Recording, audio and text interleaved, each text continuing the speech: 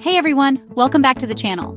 Today, we're diving deep into the world of personal finance. And more specifically, we're talking about money mistakes, those financial blunders that can really set you back. Now, I've made my fair share of mistakes when it comes to money. I'm talking about the kind of mistakes that keep you up at night, the ones you learn from the hard way.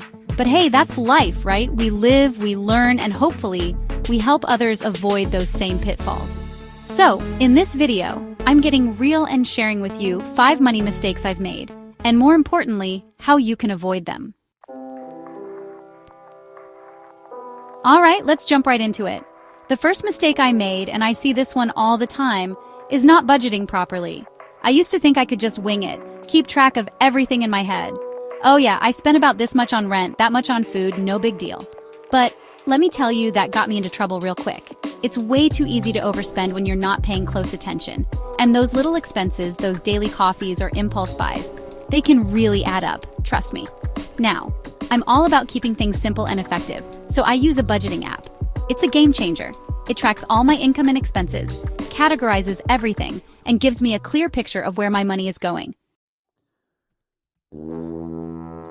Next up, we've got impulse buying. Oh boy, this one's a classic. I used to be the king of impulse buys. Something would catch my eye, a shiny new gadget, the latest fashion trend, and I'd whip out my credit card without a second thought. It felt good in the moment, but then the buyer's remorse would set in. Now, I live by the 24-hour rule.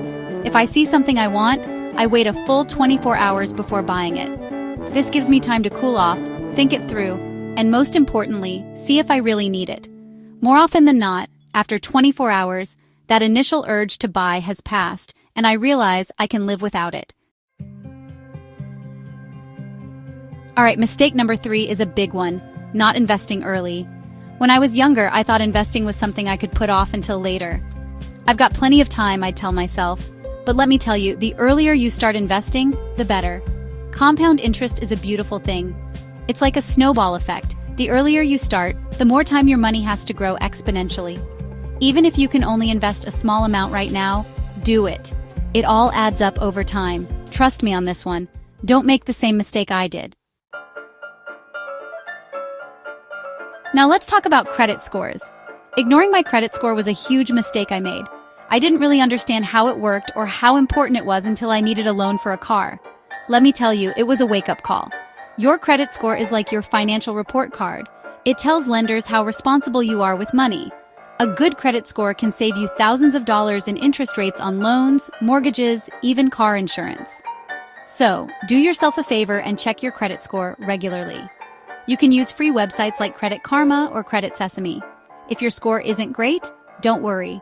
There are things you can do to improve it, like paying your bills on time and keeping your credit card balances low.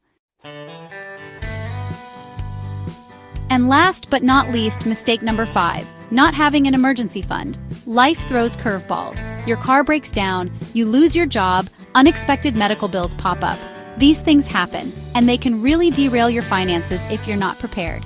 That's why it's so important to have an emergency fund, a stash of cash, set aside specifically for unexpected expenses. I recommend having at least 3 to 6 months worth of living expenses saved up in a high-yield savings account. That way, if something unexpected happens, you've got a financial cushion to fall back on. And there you have it, 5 money mistakes I made and how you can avoid them. Remember, we all make mistakes. It's part of life. The important thing is to learn from them and make better financial decisions moving forward.